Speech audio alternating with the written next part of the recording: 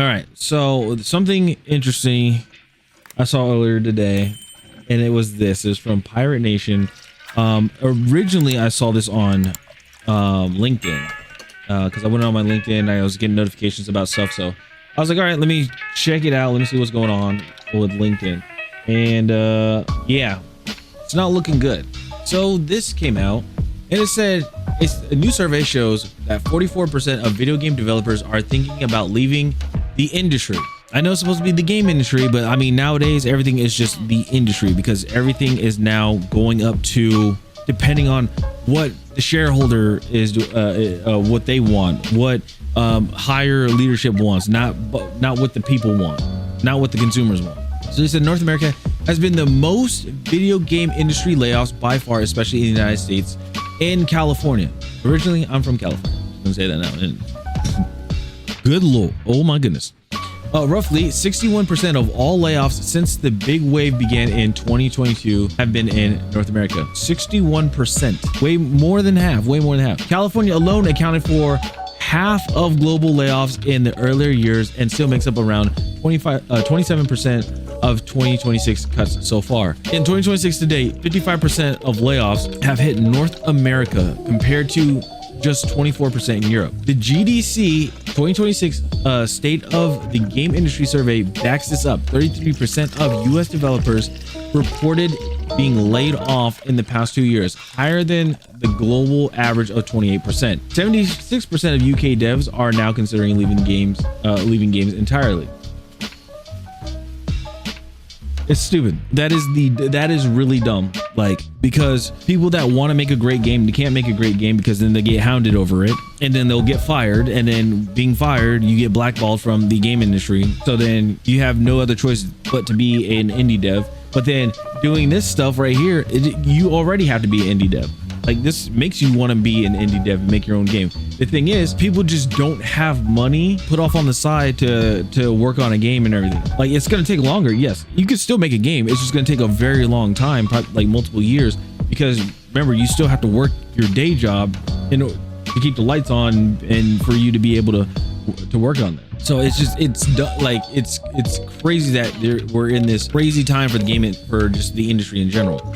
Like, it sucks because I went to school for video game art. Right when I graduated, I looked at the game industry, what's going on. I found out that nobody was hiring video game artists, 3D artists, texture artists, modelers, nobody was hiring. So then I was like, all right, let me go. Like, I had to wait a month, and then I went back into my college to get my bachelor's degree in game design, because I was like, okay, there's a lot of stuff for game design. Dude, the game design is it's like, it was doing okay, but it's worse now.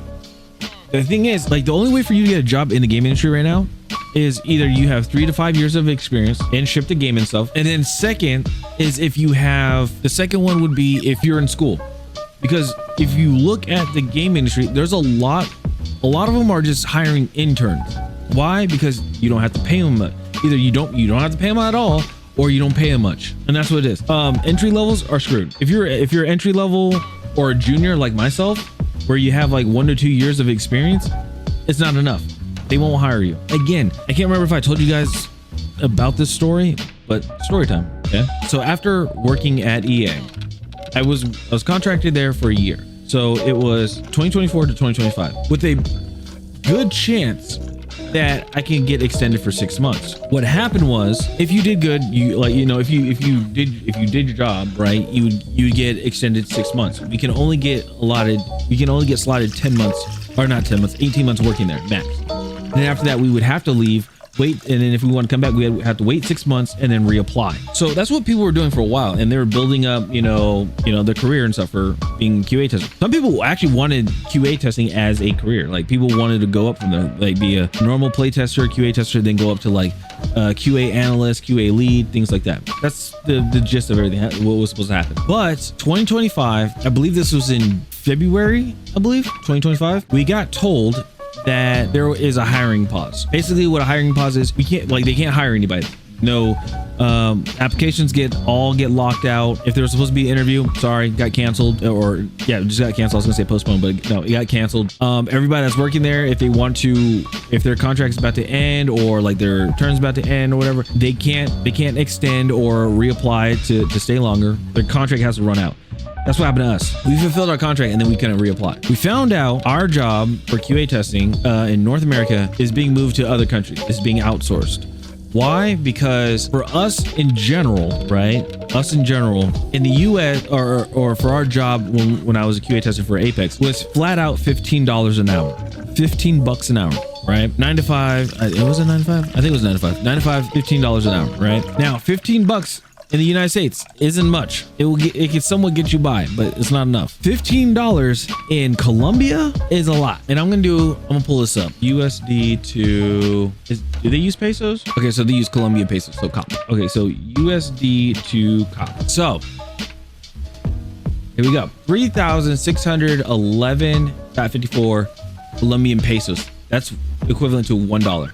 If I type in $15, right? $15. Hey, aren't you working? Oh, 15.0. Okay, fine. We'll do this. 15 USD. That's 54,173 Colombian pesos. That over there is probably a lot of money. It seems like it. It seems like it's a lot of money. Getting 54,000, and this is they're getting this an hour. Now I don't know how like the cost of living over there. No, we'll look that up too. Average cost of living in Bogota, because that's where so Bogota, Colombia. Let's see. In Colombia pesos, how much is it? Oh wow, so 3.5 million to 5 million. So I get about 9,000. So you get 54.73. So I get about, so what is, not 9,000. Trying to think. Now I gotta do some calculations alone. Calculator. All right, so we'll just say 40 hours. 40 hours a week times 15, right? It's $600. And then times 2, you get paid 2 times a week. You get paid twice a month. I think I did that wrong. Hold on. Let me go back. Yeah. Wait, hold on. Yeah, I did it right. Yeah, sorry. Yeah, 40 times 15. But then times 2. So 1,200. So now let's do 1,200 USD. 4.3 million. Their cost of living is 3.5 to 5. So they're living in pretty nice. They have a good amount of, like, this gives them a good amount of money. Yeah. And also this is, well, for us is before that. This is before taxes. That price is before taxes. So anyway, it got outsourced. So yeah, we got outsourced, and pretty much we don't, like, for QA testing and stuff like that, we don't, there's no jobs for it. And let me double check. See, hit marker, because that's what I like to use. Jobs. All right, jobs. We'll go down. We'll go to quality assurance. There you go. Let's see here. So quality assurance, right? And then we'll just say USA in general. USA. Okay.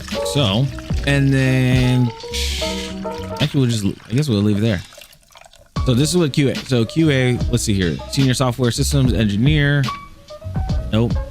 QA analyst, and it's senior, 5 years, which sucks. Let's see here. Senior bug or senior debug. Nope.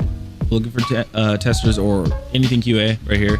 Analyst here, 5 years. Let's see here. Requirements tester. Activision is entry. Okay, there's one here. But what's the catch? Minimum requirements. Let's see. Experience and familiarity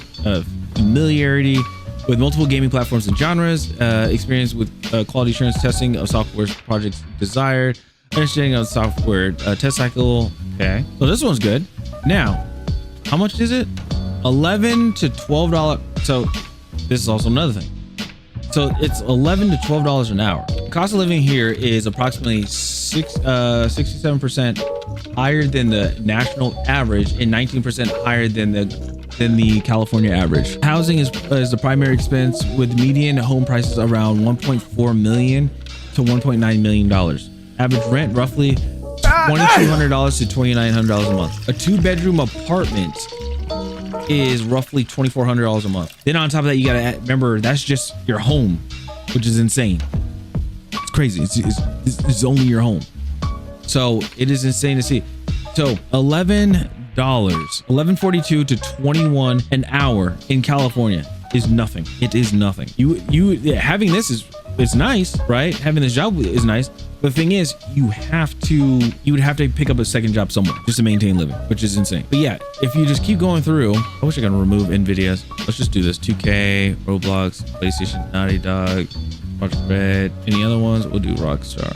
The King, Blizzard, Santa Monica Studio, Bethesda, Nintendo, Activision. Castilian Spanish, okay, cool, but the thing is you have to speak the language, so that's getting people removed out of that one. Senior position, intermediate, you need to have 2 to 5 years. Senior, intermediate. So like again, so you can see not much entry. You have to live somewhere else, which sucks. It really sucks. A lot of these places, just to tell you, if you're going to apply there's no relocation assistance. You have to do it yourself. That's the downside to it. Big issue. So it's terrible to see like this is happening. This right here is happening where again, AAA industry is going to collapse. It's going to crumble, but is it going to be for the better or is it going to be for the worse? I have no idea. I think what everybody's going to be doing, like especially a lot of these big developers that have been in the industry for like over 10 years, I'll just say at the minimum, are probably gonna leave and make their own studio if they have the money for it. And then hopefully they hire people that are actually wanting to make a good game. That's the thing. So